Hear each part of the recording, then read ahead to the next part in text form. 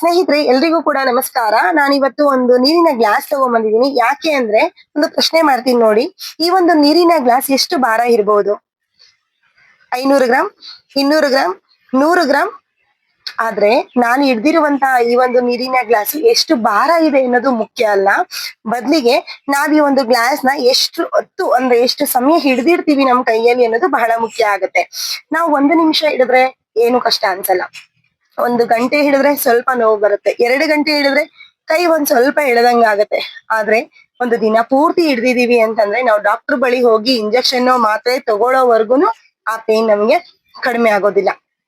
ಅದೇ ತರ ಜೀವನದಲ್ಲೂ ಕೂಡ ನಮಗ್ ಬರುವಂತಹ ಚಿಂತೆಗಳು ಅಥವಾ ಸಮಸ್ಯೆಗಳ ಬಗ್ಗೆ ನಾವು ಅದೇ ರೀತಿಯಾಗಿ ಯೋಚಿಸ್ತಾ ಕುಳ್ತಿದೀವಿ ಅಂತಂದ್ರೆ ಬದುಕು ತುಂಬಾ ಭಾರ ಅನ್ಸುತ್ತೆ.